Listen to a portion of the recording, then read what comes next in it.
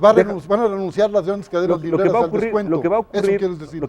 la librería, la gran cadena librería, en la medida en que no se va van a tener... convertir en buenos samaritanos.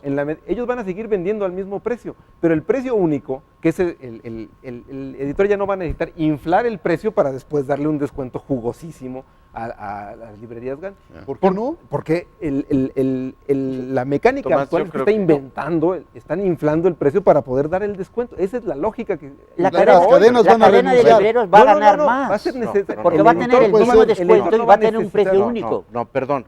Entonces, el precio único, como habíamos dicho, como se propuso desde un inicio, debería ser desde la salida de venta al librero. No debería de ser al cliente. Discutible. No es discutible. O No sea, está en la esto ley, lo propusimos. No está en la ley. Nunca No lo está en la quisieron ley. tomar. O sea, todos los editores deberían de vender el mismo precio a todas las librerías. Y perdón, lo de los costos de envío está en la ley, ¿quién los paga? Los costos de envío actual no está en la ley, eso no está en la ley. Se los pagará el librero. Pero hay El que tomar en pequeño cuenta, librero. pero hay que tomar en cuenta alternativas que no están en la ley, que a veces son más sólidas que las de la ley. Hace 5 o 6 meses se firmó un convenio entre la Cámara Nacional de la Industria Editorial y una empresa que se llama Multipack, que abarata radicalmente el envío de libros a todo el país. La Asociación de Libreros de México tiene estudios que muestran que ese cambio se reduce en más de la mitad de lo que actualmente cuesta enviar los libros, gracias a ese... Federico dio un dato exactamente contrario. A ver, démelo rápidamente. El librero paga los fletes porque le hacen un descuento mayor, justamente porque está lejos.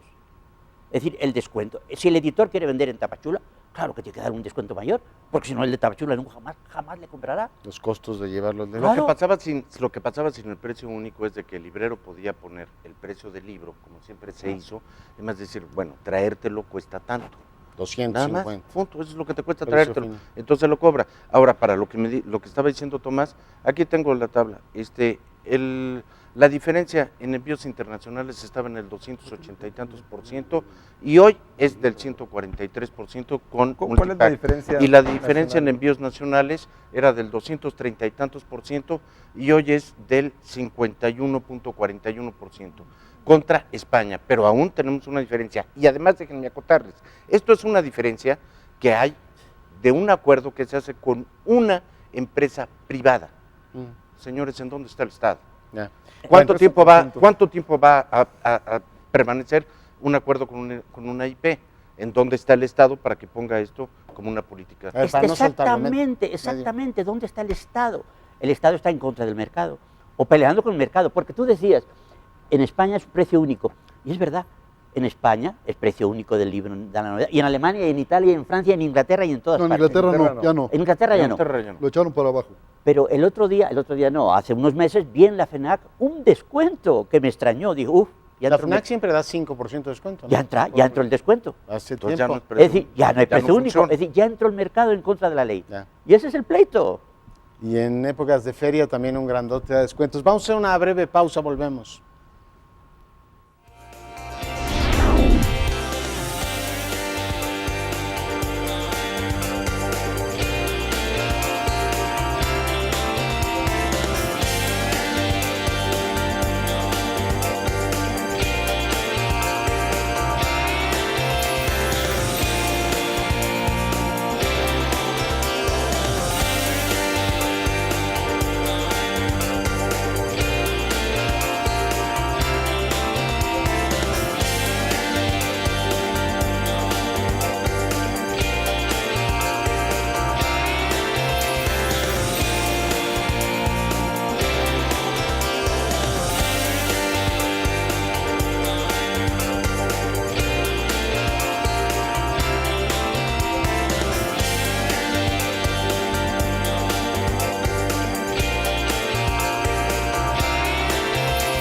Mesa realmente interesante, detalles por supuesto que a veces se nos van, pero que en este caso nuestros invitados nos están ayudando a poner en perspectiva desde diversos, por supuesto, ángulos. Hay otro aspecto, Humberto Musacchio, que se ha discutido mucho en torno a este paquete legislativo, que es si va a fomentar o no la lectura, uno de los elementos que más se han planteado como benéficos. ¿Es eso?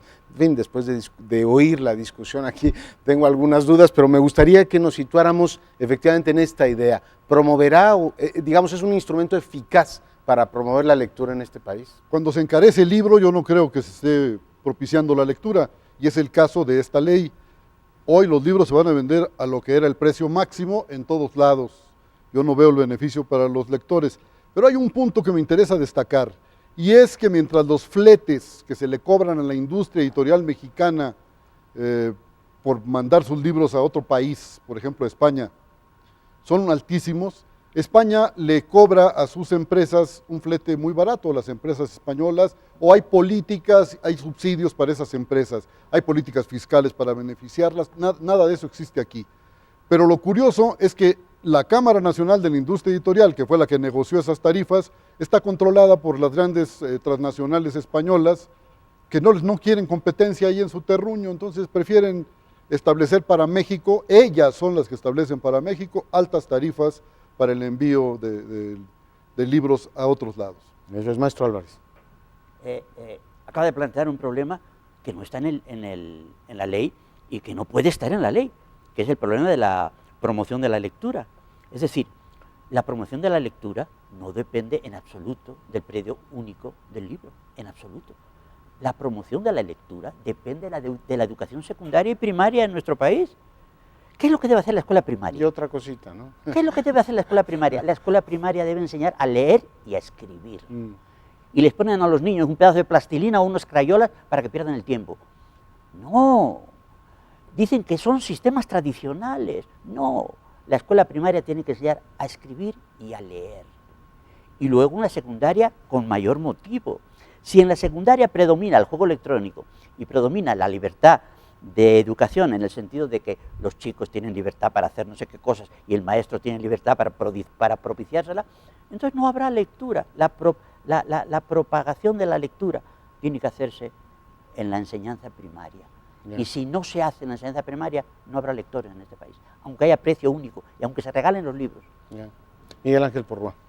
Mira, yo te podría decir que finalmente no creo que esto permita la promoción de la lectura, y no creo que la permita porque no puede haber incentivos desde un punto de vista con una ley.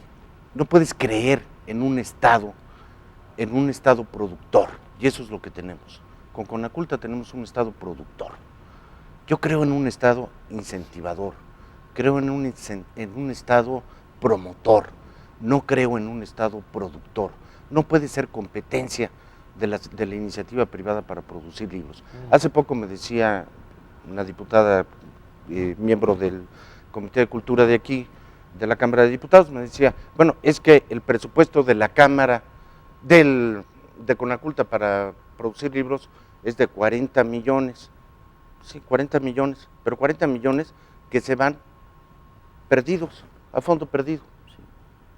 Que ni siquiera los tiene que reponer, ni siquiera en especie. Sí. Y ese es el mismo caso que tiene el Fondo de Cultura, que tiene la universidad. Sí. No pueden ser competencia. Sí. O sea, el Fondo de Cultura está creado para eso. Ese es el Estado. Sí. Conaculta no puede estar produciendo. Conaculta tiene que incentivar.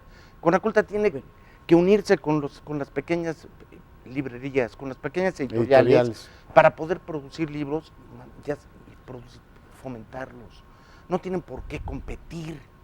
Entonces, esta ley, perdónenme, esto no puede ser un fomento a la lectura, esto es exactamente al contrario, todo lo que va en contra de los intereses de lo que pueden ser nacionalmente, de todos nuestros connacionales, porque si a un señor que vive en Torreón, o a un señor que vive en Parras, o a un señor que vive en San Francisco del Rincón, Rincón tal, el señor va a tener que ir a la gran librería del norte, adquirir su libro y trasladarse a Monterrey para poderlo comprar, a ver cuánto le va a costar. ¿Por qué? Porque las pequeñas librerías de todos los municipios pues, van a desaparecer. Y estamos hablando de unas distancias, tenemos un país con unas distancias terribles. No estamos hablando de España, no estamos hablando de Italia. Vean las distancias que tenemos en México para poder recorrer nuestro país. Sí. Imagínense lo que tiene que recorrer un señor que vive en Torreón o en Durango para poder llegar a Nuevo León Ir hasta a Ciudad comprar Obregón. un libro, ¿verdad? Por ejemplo. Y si lo pide por correo, pues al señor le va a costar 3 veces más. No puede ser. Tomás. Bueno, a mí la respuesta es obvia, es que si tú estás preguntando que si esta ley es una varita mágica No, que va un a fomentar un la lectura, instrumento. yo creo que es un instrumento y quiero decir por qué en 2 aspectos. Sí. Aquí no se ha hablado, a diferencia de lo que dice Federico, no se ha hablado mucho de que la ley sí incluye actividades para la escuela primaria, que es dotar, oficializar el compromiso del Estado de dotar a las escuelas primarias de bibliotecas de aula y escolares, es decir, libros que no son el libro de texto, sino son libros de literatura o libros de eso que torpemente llamamos no ficción, es decir, libros informativos. La idea es que esta ley obliga al Estado a dotar a esas bibliotecas año con año de materiales. Yo creo que ahí hay un impulso de largo plazo para que haya más lectores. Ahí me parece que sí hay un aporte. Y está el segundo, que yo creo que es muy relevante, es que a diferencia de la situación catastrofista que hoy tenemos, que es la que muy bien han descrito todos ustedes, todo eso que está ocurriendo, que es lo que acaban de describir, es decir, el esfuerzo que tiene que hacer el comprador para ir a una ciudad distante a comprar el libro y después regresar a su pueblo, la ley del libro, el sistema de precio único, lo que ha aprobado en distintos países es que esos costos se abaten para el comprador. Ya. Entonces, lo que Sí. puede ocurrir es que sea más barato y más sencillo, porque habrá más librerías, más sencillo conseguir. Nos quedan los 2 minutitos, maestro Álvarez. Yo diría, en principio, la ley es justa, ¿verdad? Porque es lógica y porque tiene sentido común, pero no va a poder vencer el espíritu de ganancia de la empresa, es decir, el libre mercado, y lo tenemos en la escuela primaria. Es decir, dices, Tomás, vamos a llevar el libro a la escuela primaria y a la escuela secundaria. Pero antes, el libro que se compraba para la escuela primaria y para la escuela secundaria iba a la librería. El papá y la mamá tenían que ir a la librería y había largas filas para comprar los libros de la escuela. Ahora el editor va a la escuela, Ya. se salta al librero, va a la escuela Provee y ofrece descuentos a la escuela privada, al director y al maestro. Efecto de los transnacionales en México. Absolutamente. Es decir, ¿cómo la ley puede vencer eso? Ese es el conflicto. El conflicto es entre una ley justa y un mercado libre, como decimos tantas veces con tanto orgullo, ¿verdad? Nuestro mercado libre, pues ahí está su mercado libre. Ya. Mira, Bueno, Tomás, esto que 30 decías, segundos, Miguel Ángel. esto que decías de los bibliotecarios, me parece de veras aplaudible lo que sean las bibliotecas de aula. Nada más te debo de decir que nosotros llevamos muchísimo tiempo pugnando porque se haya una certificación de competencia para los bibliotecarios. No es posible, y esto debería de estar en la ley, no es posible que nuestros bibliotecarios estén cambiando porque el presidente municipal, ahora las bibliotecas pertenecen al sistema municipal, entonces los bibliotecarios ahora cambian. ¿Por qué? Pues porque es el tío, es el sobrino, y el señor que ya aprendió hace 3 años, pues ese ya se fue, y ese ya no sirve, y entonces hay que meter uno nuevo, y bueno, es una poca responsabilidad con nuestro sistema bibliotecario. Entonces, exactamente lo mismo pasará aquí. Yo creo que hay que empezar realmente desde abajo, y no verlo desde arriba como lo han querido ver con el precio único. Hay que acotarlo abajo. Cerramos contigo, Humberto. Nada más quiero decir que la pequeña librería de Torreón o de Tuxtla Gutiérrez no va a tener todo ese surtido que promete Tomás o que promete la ley. No tienen recursos para tener ese surtido, ni tienen las facilidades de las editoriales. Así de simple. Ya. Esto es la ruina del libro, de la lectura, de los autores, de los libreros y de muchos editores. Humberto, muchas gracias por haber estado esta noche con Gracias a nosotros. ti. Maestro Álvarez, muchas gracias. Miguel Ángel Porroa, muchas gracias. Tomás Granados, Muchas muchas gracias. gracias. Y gracias a usted que nos acompañó. Le recuerdo nuestro correo electrónico, reflexiones@canaldelcongreso.gov.mx. Yo soy Leonardo Curcio y le agradezco que nos haya acompañado. Hasta la próxima.